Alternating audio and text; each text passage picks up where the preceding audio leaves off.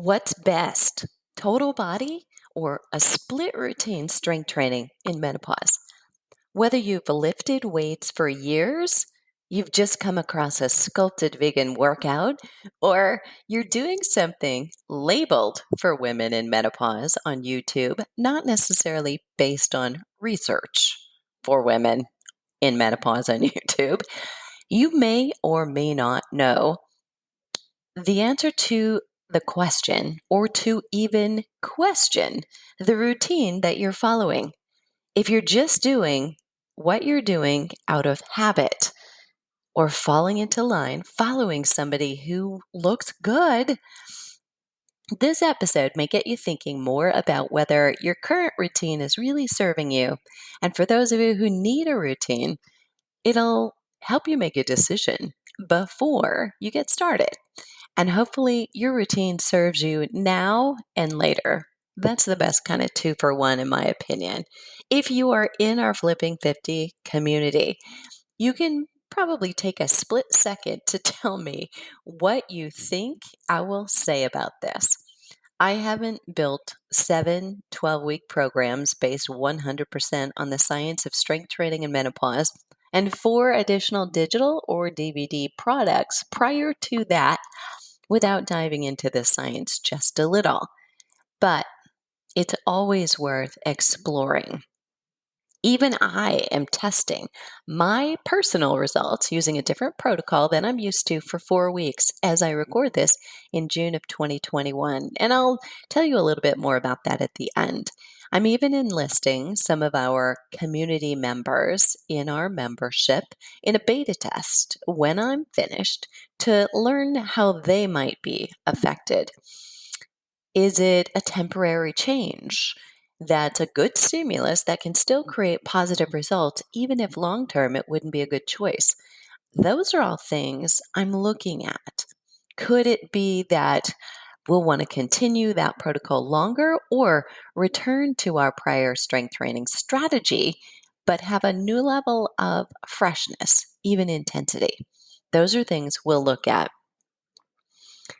I'm Deborah Atkinson. You're listening to Flipping 50, where I address your top struggles and concerns, and most of all, hope to inspire you. And I share what to eat, how to move, and changes in your mindset that you'd benefit from about those 2 things, what to eat and how to move, so that you can have the energy and the vitality that you want, need, and deserve in this second and better half. Let's dive in. Should you work your total body or do a split routine where you do different muscle groups or body parts on alternate days? There are pros and cons to both, as you might guess, and there are definitely proponents of both. And you may be listening and be on one definitive side, or you may be listening and hoping for some insight from me. So I want to let you know that although yes, there's a definite personal professional opinion that I still have, but I'm keeping the door open because I don't do you or me any favors leading you down a path that isn't the right one. The benefits that we get from doing the right program really reap a lot of rewards or make us miss them, both now as we lay the foundation for our now getting into the back of the closet clothes or feeling good and more confident and energetic and not too sore, but also for later, for being independent, being able to live alone, drive, carry our own groceries, go to the store without concerns about maneuvering in them safely, without concerns about looking down at the things on the lower part of the shelves or the upper part of the shelves, and fear of falling. So let's dive into this. In this podcast, I'm going to review pros and cons of total body, pros and cons of a split routine. And if you're still puzzled a little bit about what is split routine and how is that planned, there are unique and different protocols. And I'll allude to what that means in a bit. But I hope by the time we're done, you have a very clear idea of what it is. And then I'll share my personal professional recommendation for women in menopause based on 37 years of working with women in midlife, about 8, 9 at this point, deep diving into the research on a daily basis. Women in menopause are 100% of what I do now, and my own 28-day split test routine experiment.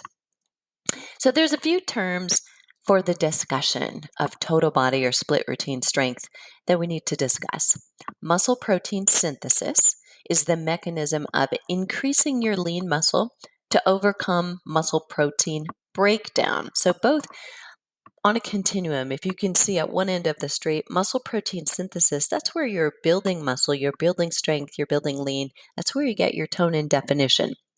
Then there's muscle protein breakdown on the other end of the street, where it's the dark alley nobody wants to go down. That's where you're older and you're losing strength because of aging. Some of that is inevitable, even though we can slow down that rate of decline and make it not such a sharp or steep hill on that graph. But we're still probably not going to, at 80, have the same muscle profile we had at 25 when we peaked. And that I think makes sense and is fair. But there are definitely things that you do or don't do that either improve your muscle protein synthesis or increase your muscle protein breakdown, and you may not be aware what those are. Loss of muscle occurs at an accelerated rate during mid-menopause. It's the end stage of perimenopause, right before you hit that 12-month mark, haven't had a period, and then those first 1 or 2 years afterward. Now, if that all hit you right during the pandemic, that meant if you weren't lifting weights because the gym was closed and maybe you didn't have it or didn't know what to do, it makes now a time you want to look very closely at mitigating any weight gain that you had that was most likely fat, not muscle, and regaining any muscle that you lost. You've got to tip the scales back in your favor. And by that, I mean body composition as much and actually more than I mean weight. Please never, never, never, ever, ever, ever weigh alone. Make sure you get your percent body fat. And no, girlfriend, it's not BMI. All right. So, loss of muscle, yes, accelerates during mid-menopause, and it's worsened by a lack of protein, a lack of sleep, and rest between exercise or inadequate exercise stimulus, either one. So, hear those last two. If you don't rest enough between exercise, you're trying to do more and more and more to lose weight, you could actually be running further and further and further from muscle tone. Did you hear that? Or if you have inadequate exercise stimulus. And that is a factor of doing more every day. Probably what you're doing is so low quality, that's why it doesn't matter. You'll be far better exercising better, not more. So, inadequate muscle stimulus is also problematic. I've discussed previously that estrogen is a muscle stimulator, it preserves the loss of muscle. And it helps you in gaining when you're doing the right activity and the right nutrition is paired with it. When that estrogen stimulus is gone, you have to replace it. That's something you replace it with is strength training. But what does this really mean, this comparison of split routine and total body? The comparison of total body training to split routines is not a matter of taking the portion of your total body workout and cutting it into little pieces. So, if I were to give you a workout with a list of exercises and the sets and how you're going to do them, you can't just take scissors and say, well, okay, I'm going to do that on Monday, I'll do this on Tuesday. That's not really the definition of a quality split routine. You have to have adequate volume in that workout each time you do it. And this will make sense. So, to fairly compare whether split routine and total body, which one of them could be better, or if they'll get comparable results, and it's really up to you. What do you prefer? You have to expand the volume of exercise in every split routine workout so that you have more exercises per muscle group or body part and more sets and repetitions to make it a fair comparison. Otherwise, right now, we can end this podcast episode and say, no, it's not even comparable. It doesn't work. So let me explain why that would be true. You can't just take Monday's total body workout and splice and dice it so that you can spread it out over days. Remember that little bits of muscle protein stimulus that occur from a couple exercises for one muscle group or body part, they don't add up to big muscle protein synthesis when you put them all together. In the same way that you having a protein snack in the middle of the day doesn't provide adequate muscle protein stimulus like at least 30 grams of protein at a meal does. So we're really a lot less concerned with your total protein at the end of the day. When it comes to how much protein do you need, it's on a per meal basis. It's like taking the right amount of a prescription medication. Per meal, you have to have this dose, and per meal, that dose. Workouts are very similar. So I just want to illustrate and give that analogy. If you've already adapted to, okay, I understand how protein has to be taken in, and that makes more sense. But you want to look carefully at your exercise. And we don't always do that. We just think, okay, well, I can check the box off that I've worked my chest and my back this week. But how you do it is very important, just like timing for food. So immediately, that said, your time commitment when you do split routine is increased dramatically. Muscle soreness and fatigue that could decrease your performance or your just overall influence your stress response also becomes a big factor or factors for menopausal women. The total body or split routine strength in menopause dilemma, the comparison is this: because there exists such a small percentage of all research on females in menopause to begin with. Now, you know, if you've heard my TEDx talk, that there's 39% of all sports medicine and exercise research features females. And a small portion of that features you in any one of 7 hormonal phases you go through, 7 phases that demand a specific exercise prescription. So if we divide 39 by 7, that's less than 6%. So let's just say less than 10%. We know it's probably not evenly distributed. Maybe there's a little bit more, let's be optimistic, on postmenopausal women. That's still not very much research. So can you imagine? They've really not taken a great deal of time to dig into split routine versus total body for women in menopause because they're barely getting high intensity interval training studies out featuring women in menopause. It's getting better, but we're really only now separating them from men and looking at the benefits of strength training and high impact exercise versus low or high intensity intervals. So getting into split routine versus total body, where split routine notoriously has been about bodybuilding and figure competitors. That's getting into the weeds, and probably research isn't going to go there immediately. It may take a little while to get some funding for that. And what will come out first is probably going to be really small studies. We don't want to take any woman in menopause and set her back by doing the wrong thing or overstress her physiologically.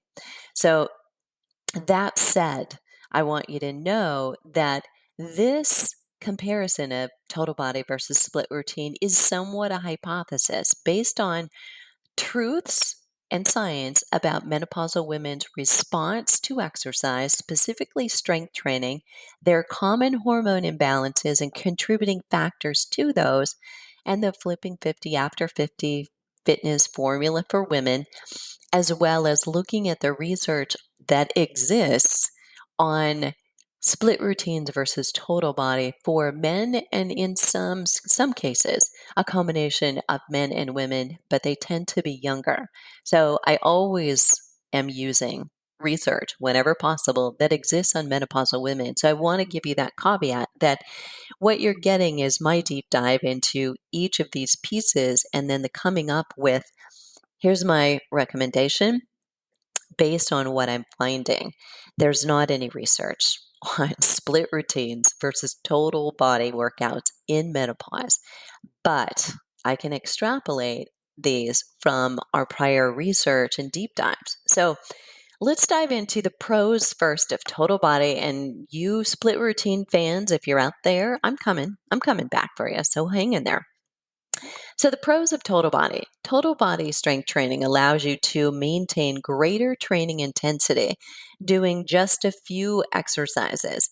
That high intensity is necessary for elevated muscle protein synthesis, especially as you age. We need high intensity far more than we needed it when we were 30. Our muscles require extra stimulus, not less. You're not a delicate flower. And if something is wrong, you've got a condition and you do have to abide by that and honor it, then truthfully, yes, you may have to take how intense can you go on a body part by body part or joint by joint basis. But you've always got to be looking at what can I do?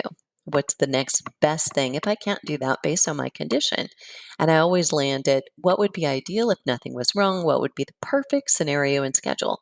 And if maybe schedule wise, that's not an option because you're too busy running companies or a family or both, then what's next? And likewise, if you've got a condition, if not that, then what's the best for you?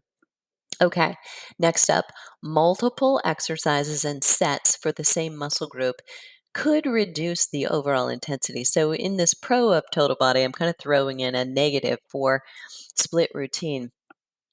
We want you to have greater intensity while you're exercising. And you can do that because you're doing fewer exercises for any one body part. When you go down a road where you're using the same body part over and over again, you miss the advantage of that high intensity hitting that muscle group that's still relatively fresh. So, smaller mass of muscle is the focus on split routine, but big major muscle groups are the focus with total body workouts. And then we can always get to the small ones if your time permits. So we keep really good intensity and we keep really good technique, generally with total body, more so than split routine. So that was a little messy pro. Sorry about that.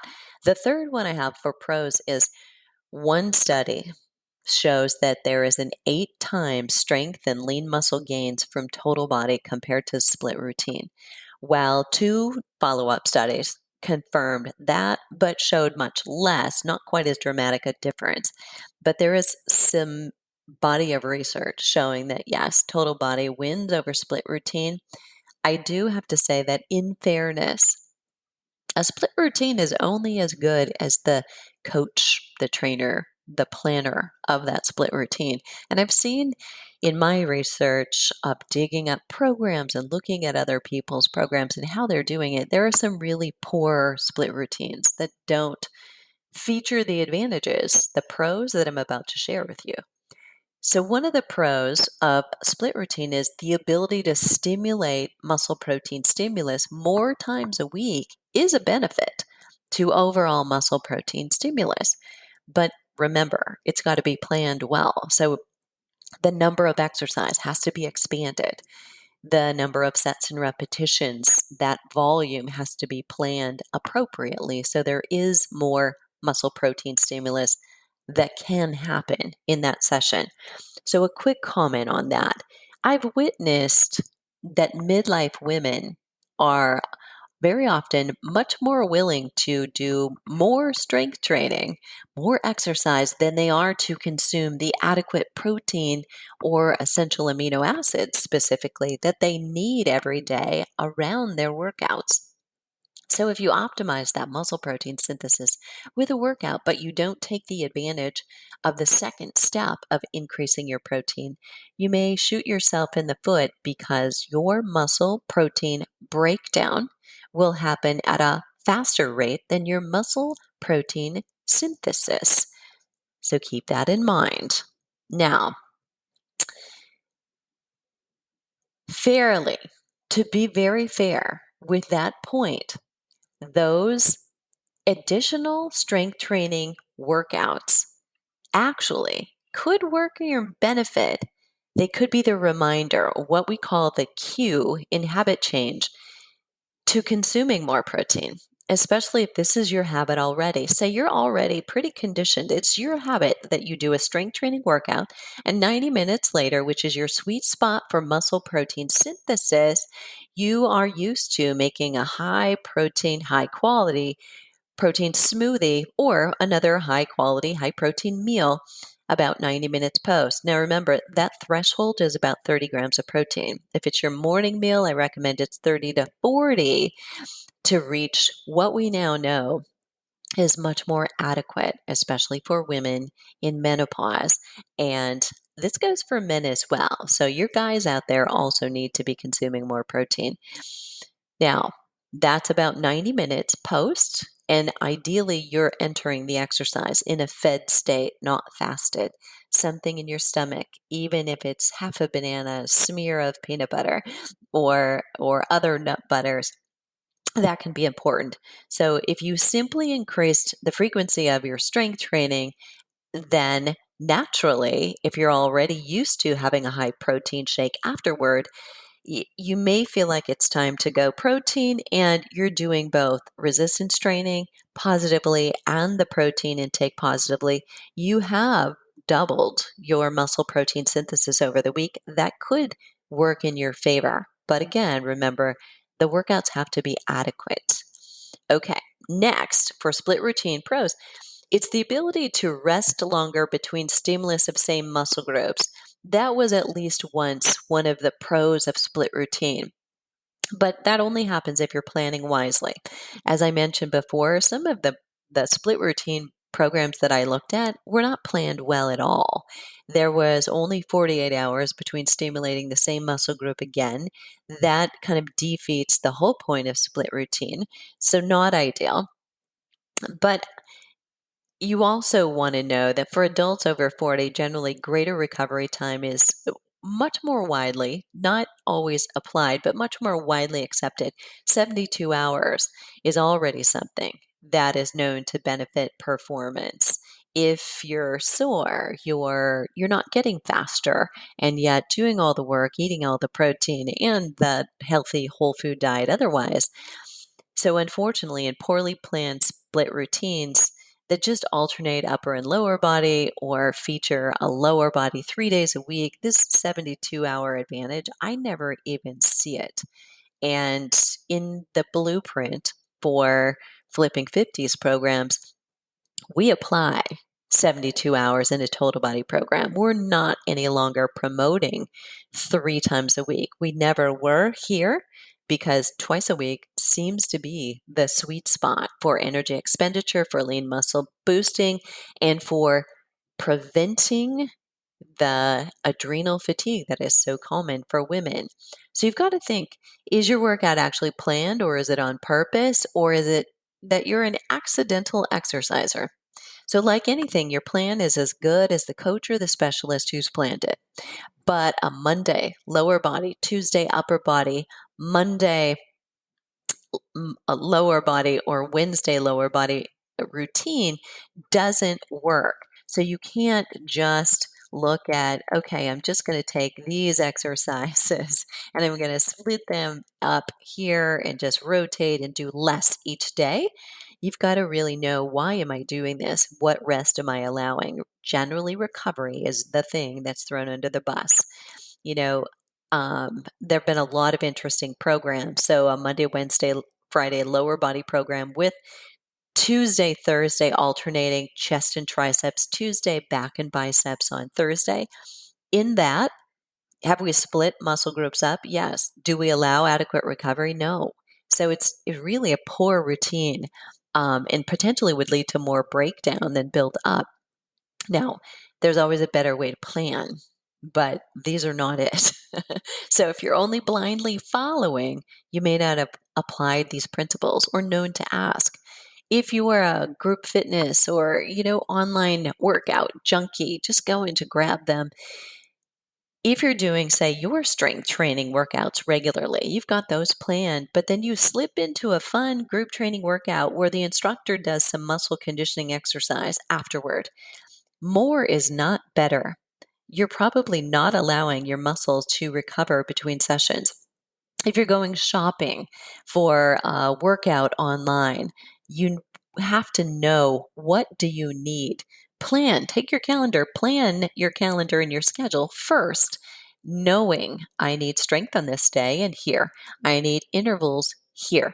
I need recovery here. Those types of things popped into a schedule are priceless. And if you're not already following us on Facebook, at Flipping50 is the URL. You will find, if you go into videos, where for 3 or 4 years between Christmas and New Year's, I have done, how do you plan your workout schedule? How do you put it on paper to help people avoid this problem of just doing random more exercise and not making any progress, or causing adrenal fatigue and muscle breakdown instead of build up?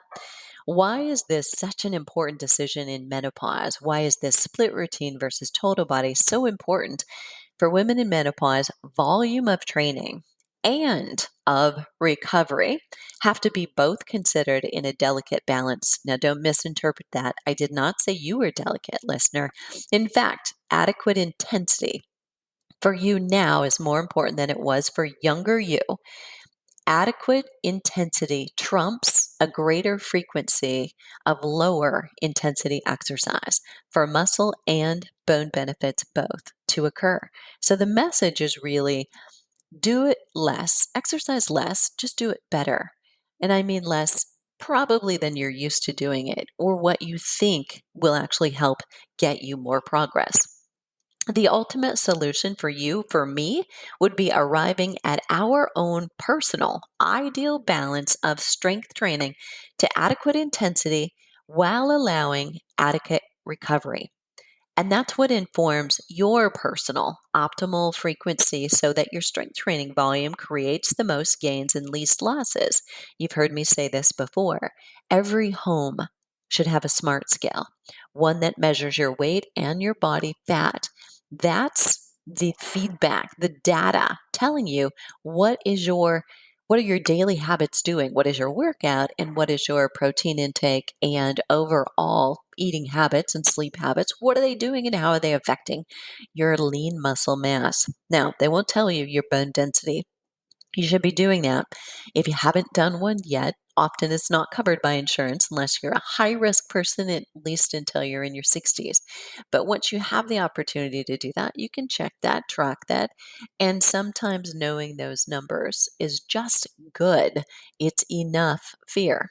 And sometimes, if that's what it takes, okay, let's do it. Your response to stress of all kinds is much more reduced. So we're isolating physiological stressors, but it's far more reduced than pre menopause.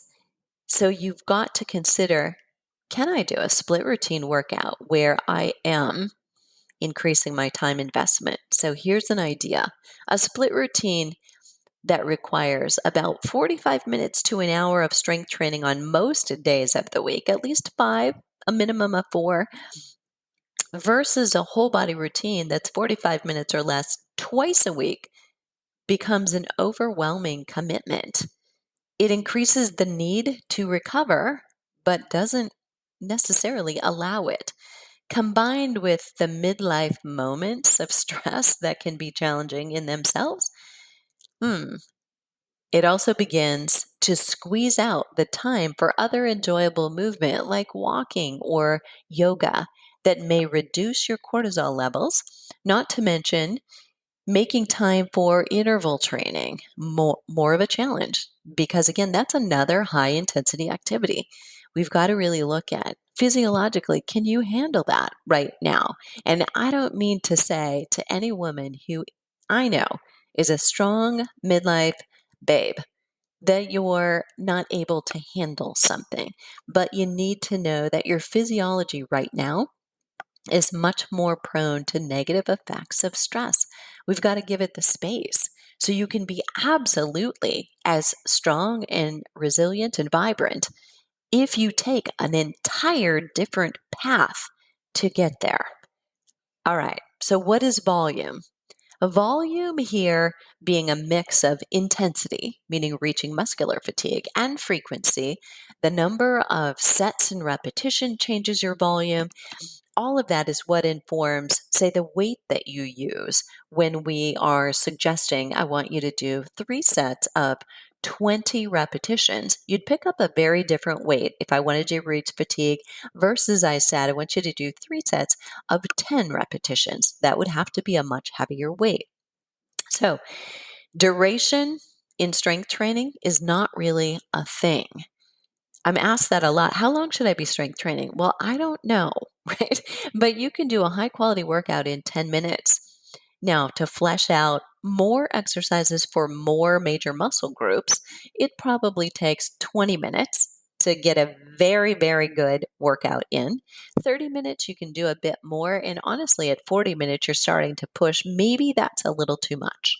So, and I'm not including warm up and cool down in that. You should be able to reach muscular fatigue in every single set that you do. And yet, if you can do and build your body up, you don't start here. Doing 3 sets or even 4 sets could be beneficial for the volume that you need now, provided you get the recovery. There's a theme here. You hearing it? So it is less important than in cardio than it ever was to actually do a certain amount of time. So back in the 80s, when I was beginning to give exercise prescriptions, and then in the 90s, again, when I was doing it more frequently in vocation, not in grad school and not in my undergrad, but literally for my small business, it was all about time. Like, you got to get your quota. I need you to do 20 minutes at least because 19 doesn't count. Really, we were pretty picky. But seriously, we know now you can do a high quality, high intensity training in 10 minutes or less. So a lot of people will say 4 minutes is all it takes. Now, I'm one who tends to think probably you need to be a little bit longer than that. And I've seen women work out. 4 minutes is not, they're not going to exhaustion. So you can't go short and go light. We're going to go really hard, but then our injury rate also goes up, which is another con I would suggest for split routine. You're going harder, doing potentially more exercises to fatigue with fewer body parts in each workout. That leaves you a little bit more vulnerable if you've already got something going on. So just want to say that. The facts here that lead us to questions that you should continue to ask. Exercise is a breakdown activity for muscle. Recovery is when you build up or that muscle protein synthesis happens.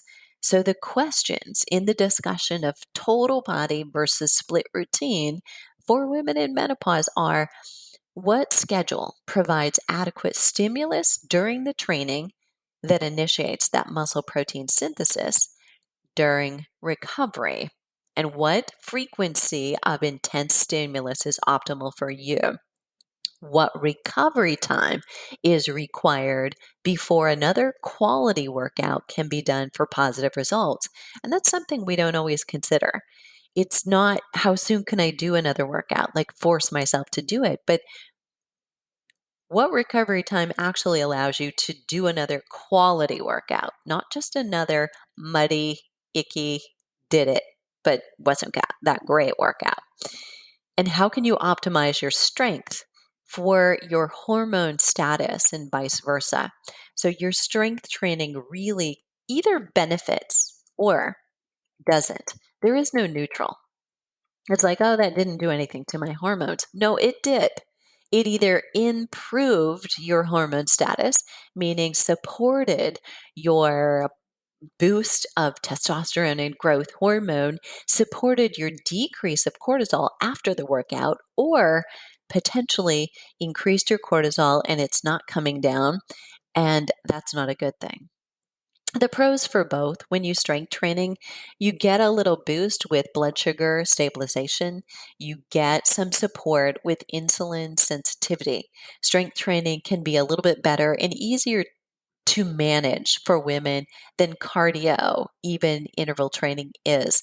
And it can feel a little bit better. So if you're not feeling like yourself in your own body, jumping around, and you don't have to do high impact. So I don't mean to apply it has to be, but moving quickly sometimes in your body doesn't feel as good as you can feel strong and pretty capable doing strength training right away.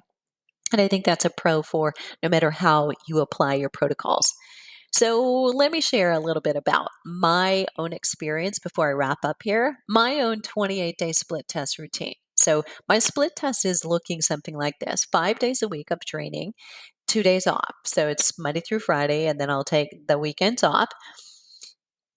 By day seven, I was already off schedule. One of the disadvantages of split routine is that you really have to be on every day. I mean, you're committed to a schedule, and if you don't do that, you get off. That's exactly what I've experienced until now, honestly, for 36 years. I was telling that as I was describing, here's how the program goes. One of the disadvantages is if you can't work out and do this body part on Tuesday, then you're kind of left to decide on Wednesday. Do you just skip it? You leave that one out for the week so you haven't stimulated it. Do you do that one and move everything forward a day if you can do that in your schedule? And I had that same dilemma happen to me. So I was hit with a very busy week and I was unable to get the workout in. Yep, I get it. Even at home, even being the boss of doing strength training. So what happened is, I'm thinking, what do I do? Do I pick right back up? Do I get back on schedule by leaving that day out? Do I double up? I do that one and I do the next day, which I also didn't have time to do. Do I delay things a day, not have full recovery? So, in the end, what I decided I was going to do was combine the missed day and the next day's workouts since I didn't have time to shift all the way into my weekend, the entire schedule. And then that also did not happen because what I gave myself then is not just 40 minutes, but 80 minutes of I've got to do both. Well, that wasn't going to happen. So it's been really hectic around here. So on this, as I record, it's practically right before I post it for you. I'll be doing a full body routine essentially to catch up. This is day 10. I've now missed day 7, day 8, and day 9. So I've got to get back on the bandwagon. But really, should I do 1, 2, 3, and 4 days workouts? No. So I'm going to have to compromise already and say the experiment has already gone sideways because nobody should do, 2 hours, who at least no woman in menopause, of strength training. And I don't know where I would pull that bunny out of a hat in my day today. So that, trying to catch up is not a term that a coach or a worthwhile trainer ever wants to hear. By trying to catch up, you actually get behind, throw yourself under the bus. And that decision easily comes irrational for our brains because they don't like to have incomplete parts. We don't want to skip and we don't want to shorten. We're like, we missed that one, missed that one, missed that one. I have to get those. I have to get all those. So decisions then don't stem from what would be best for your body, but what would be best for your schedule and what had to happen and catching up. So that's not an ideal way to make good decisions for fitness or for health, specifically in menopause. And I point this out just to illustrate how easy it is to get off track with a split routine. It's a problem I've never incurred, never doing a total body strength training program for 35 years. And actually, that's the opposite. So it's 39 years, 2 more than my career is when I started strength training. So for 39 years, yeah, almost 4 decades, I've been strength training on a regular basis. When you get off with a total body routine, you can do it tomorrow. You can push it to the weekend and get back on track. You're right there again. It's easy. So to recap, Total body or split routine strength training in menopause. The split routine pros volume of exercise per muscle group is increased. You increase muscle protein synthesis more times per week if or as long as you've expanded the workouts as planned and described here. Traditionally, it allows more rest between same muscle group stimulus. That's not actually true compared to some poor split routine plans and to flipping 50 programming that only does twice a week. Total body, they both get it, but want to throw that in there. The cons of split routine are you increase the weekly frequency of your strength training to at least 4 times, if not 5, depending on what you're following. It's not greater for strength, and it's only slightly more hypertrophy shown in trained young men. Increased overall exercise time commitment weekly. So by twice, if not more than that. And you have a lot less flexibility in your schedule. For full body pros, there's less exercise time weekly. And that, my friends, is the biggest objection to exercise. Over 4 decades of fitness, that's been the number one. There's more metabolism boost per workout, evident in total body routines versus split routines. Convenient schedule adjustments. It's easy to switch. Can't do it today, I'll do it tomorrow. Shortened, condensed workouts for consistency still work and give you muscle protein synthesis. If instead you were doing a split routine and shortening a workout, you'd really be cutting down on the muscle protein synthesis benefits. The cons of total body. Okay, listener, I am going to defer to you. I'd like to hear from you. What's your answer? What are the cons to total body after everything you've heard here? What, if any, disadvantages are there for you? Given that you can exercise full body twice per week and make muscle gains and bone density benefits, and not throw yourself under the bus with adrenal fatigue and help yourself decrease your cortisol levels while improving your insulin sensitivity and blood sugar benefits. I want to know what cons do you see with total body? I'd love to know. So if you need some help, while I'm recording this live, so you've got limited amounts of time, but it's happening in June. Stronger Tone and Define is open, and that is a 20 repetition range for almost all of 12 workouts, a little less, a little more on some days, just to throw in some variety. However, it is a great start. It's a great restart. And it's also great for somebody like me who's a little bit more of a mesomorph, meaning I adapt. I have a little bit more muscle tissue and always have. And I adapt pretty well to all protocols. The last protocol we ever want to do is 3 times 10 because that's a bulk building protocol and we'll respond to it. So I either do fewer repetitions or I'll do greater repetitions. And sometimes I fall into that middle of the road rut a little too much. So I will often rotate this higher rep range in regularly. So it's not just for beginners or new starters, but it's also for you if you're in menopause finding what you used to do doesn't work and you need a change. So you'll love it. And you can get the details at flipping50.com/get stronger. All the references to today's notes will also be there. And I will try to remember also to put in my TEDx talk so you can go and listen to that if you haven't had the opportunity to do that, to hear the importance of recovery and why we need it more during menopause than ever. There you have it. I hope you got a nice long walk in or you got a beautiful drive. What are you waiting for? Let's start flipping 50 today.